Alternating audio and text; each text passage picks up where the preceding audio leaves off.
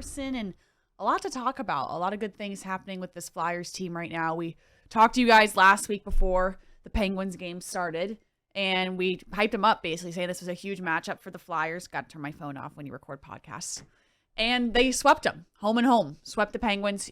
I said it. I was getting made fun of by my coworkers for saying this, but I think it's true that it was the biggest win of the Flyers season so far. Well, certainly, because when you count them together, to have wins like that, it's tremendous, and it's the Penguins. And that's why people go to the games in Philly, to beat teams like that, to have upset wins against rivals. That's, you used to say in football, you can lose every game, just don't lose to the Cowboys. And that's really not true, especially with a team as good as the Eagles. But there are certain teams that you get more points for, not in the standings, but in the player and the fans' minds, and I think in your locker room. And Pittsburgh's certainly one of them. Yeah, you could tell they were hyped up especially after the home game, winning the second game against the Penguins. And I guess I was a little surprised at the sloppiness of the Penguins, because I knew they were kind of right in the middle of their season, or they were right in the middle of the standings. And I thought, not that they didn't play the Flyers hard, but they made some mistakes that I wasn't expecting them to make. It might have been the worst 3-on-3 performance by a team I've seen in a long time. Made the Flyers look great. Yeah, because the Penguins were all over the place. And it's hard to make arguments that you have too much talent, but man, they've got Hall of Famers everywhere. That's why it doesn't make sense to me. And their power play is a mess, and it just goes to show you, when you play in a structured system, what you can do. However, it also goes to show you that they're never out of it. Even if they were a mess 58 minutes, you're always like their power play is awful, right? I mean, it's god awful. It's like one of the worst in the league right now with all that talent. But when you watch it, every time the puck goes on the stick of somebody, your heart's in your throat. Like, oh my God, it's Crosby. No, it's on Carlson. No, it's on Letang. No, it went on and on. They've got one after another, and it doesn't work. But you're still terrified of it. And I guess it just goes to, okay, play a system, play it well, play defense. You can coach defense. And I don't know what I would do if I'm Sullivan, I'm coaching that team. I don't know how you deal with that, with Hall of Famers that can't get the job done. Yeah. But take advantage. If you're the Flyers, you take advantage of it. Yeah, and the Flyers did a lot of things right as well. It wasn't because the Penguins lost it. The Flyers beat them for reasons, and one of the biggest reasons is Tyson Foerster, and goaltending, of course. There's multiple reasons, but Tyson Foerster is just on a goal-winning streak right now, and he's become a sniper. We knew he had this wrist shot. We hadn't seen it for a really long time. We got glimpses of it last season. He found it. Yeah, he's a really interesting study in what you want from a player. I liked him last year with the shot, and then this year he's a coach's dream because he's in the right place all the time. However, the problem with the Flyers through the past generation has been they haven't had snipers. And it's nice, it's really great that this guy's got everything buttoned down in other areas of the game.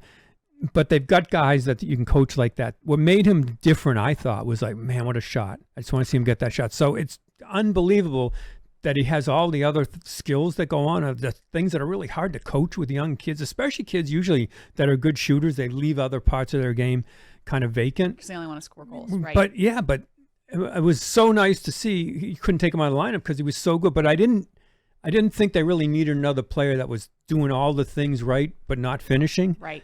What made it exciting about him was, well, here's a guy that is going to do most things right, and he can finish. Yeah. And we hadn't seen it, and now we've seen it. It's like, thank you. That's what I want to see. Yeah, and we knew it was coming. I mean, we all knew because we had saw glimpses of it last year. We knew it was kind of like a mental blockade, and Torts was talking about it post-game, how he would see him when he missed a shot, he'd look up to the sky or he'd slam his stick, and they were very careful of not allowing him to get too frustrated because they knew it was coming. Yeah. And it's to the point now that Foerster is playing so well so far this year that John Tortorella was asked about him becoming an elite two-way player. And you can tell that Torts thinks he can be because he said, I don't want to talk about it because I don't want to jinx it. Yeah. He knows he can be. He can get to that point. Yeah, he's at a place in his career now very early. So early. You don't want to – he doesn't seem like the type that'll get a big head about it. Well, you don't want to put that pressure and label on him so early in his career. You don't, and you don't want him cheating on things anymore. You don't want any of that. And Torts is pretty good about trying to keep expectations level on what he can and can't do. But I think he can be an elite player. I think he can be an elite two-way player, which I didn't consider. I just considered the goals, right.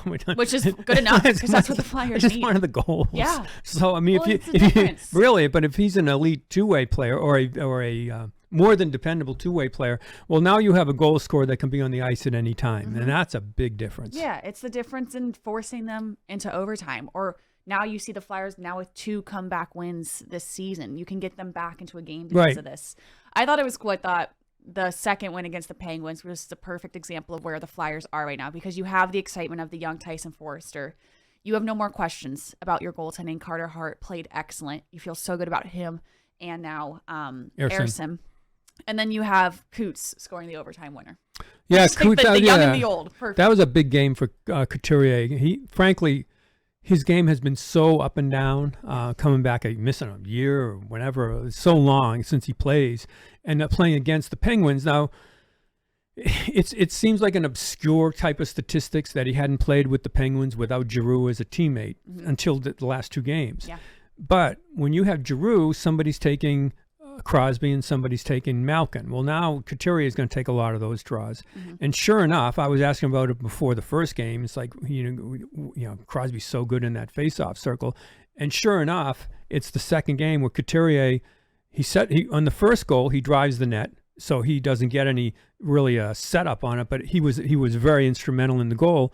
And then in the game winner, he wins that face-off. He wins the draw. A huge win in that zone to set it up. So it's nice to see him getting more consistency in his game. He's never been really a quick player, fast player, quick thinker, but not the fastest player. So winning faceoffs, driving to the net, stuff like that is what you wanted from him. And just a heads up player. Yeah. I mean, the one goal, I can't remember who it was now, but we were talking about it on post-game live where he drove 2 defenders. That's the first goal, right? Yeah. It was it was the first goal. And that doesn't happen. That goal doesn't happen without him. It doesn't happen, even though you don't get an assistant, even though you're not what we call a screen, but you're moving through. So you're moving, and the goaltender has to keep an eye on what's going on there. And your player that's shooting sees what's going on, takes the shot. Yeah.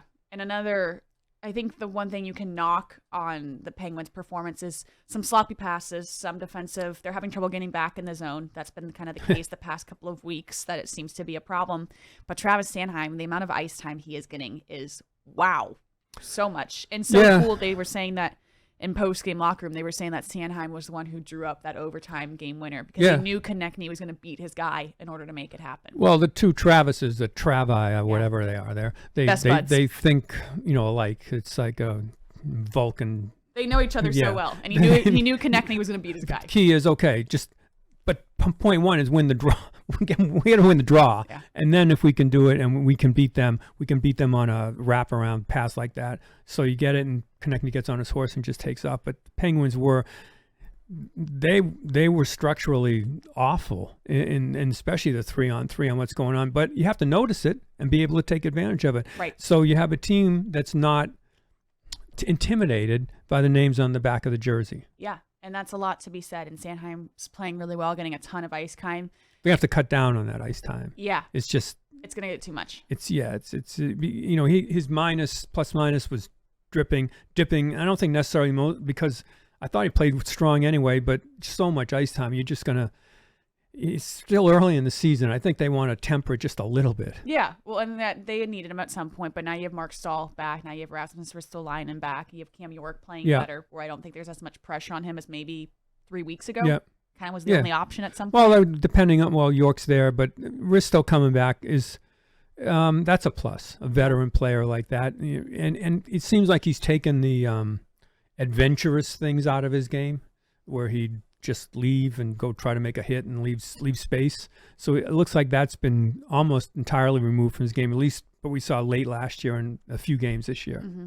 And now we look forward to this week. And right now the Flyers are in 3rd place in the Metropolitan Division. And we're going to talk about this on our pregame show, because I was just talking to our producer, Joe, for the show. And we're basically questioning, okay, well, how can they stay here? Because right now the Metro's so bottled up. And it's a lot of this. It's a lot of kind of roller coaster. Teams taking 3rd place, going back down to 5th, a lot of moving around. The question was, okay, well, how can you stay in 3rd place? And I said, in my opinion, it's goaltending. It's the way the Flyers have been playing goaltending. Can you keep this up? Can you keep winning these close games, these hard-fought games? I think yes, if you have Ersson and Hart playing the way they do. And with Harrison being able to now take the load off, Right. that's huge for Hart. Yeah. It's the question is whether you just pencil in the goaltending that's what you're going to have. The Flyers' problem in staying there might not even be the Flyers. It might be the Devils. Yeah.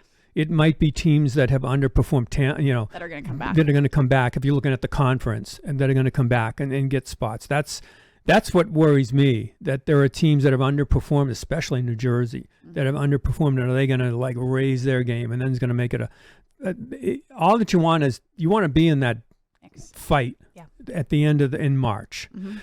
The dream. I know that some people think that, okay, let's get to they're already talking trade deadline. Let's get there and then move people out. But I think what I think that you should be looking at is it going to be, make it a tough decision on which way you're going to go. Make that you don't want to do anything because you can make the playoffs. Right. So I think you can do it with the goaltending that they have. You obviously, if Forster continues to score goals, and if the power play would just improve some, they're managed to get through because their penalty kill is just elite right now. Really, one of the best penalty kills in the league, if not the best. But their power play still doesn't provide them the margin for error on games where you don't drag in your A game. It's a quarter of a season basically played. It's a lot to ask to keep hitting on all cylinders through the next 55, 60 games. Yeah, when your power play isn't clicking. Yeah. But, I mean, a plus is, we joked about it on postgame, overtime last year. Oh. You used to say those words, and you might as well just not watch. It's like, all right, like, get ready. It's over. Notes. Yeah, it's over. Loss. No. Now, like, overtime is so much fun to watch. Overtime and shootout. I mean, it was doom. It was done. Yeah. Once they Don't go even bother watching. Get the one, just leave with the one and be happy. Yeah. But no, now you've got some confidence in it. You've got some skill in it, and the goaltending is remarkable. Mm-hmm. That's what gets you. Look, if you just look at all the games they lost, the point they lost, and take 50% of them, boy, they may not make the playoffs, but they're going to be fighting to make the playoffs for the last week, and that's been terrible years that they've had. Yeah, well, that's all you could ask for, I think, realistically. When we talked about it this year, we always just said, be in the conversation, because last year you weren't. Even if you're just looking in March, if we're on this podcast and we're doing some math, and we're like, right, if they lose these 3 games and they win these 2, what happens? Yeah, that's all you can ask for at this point of the year. Well, what they've become, Ashlyn, is a very admired team for their record, for doing things the right way. It's also, if you're the opposing coach, your message to your team is you better be ready. Yeah, you had better be ready because I guarantee you, if it's like 9 out of 10 nights, they're coming at you with everything.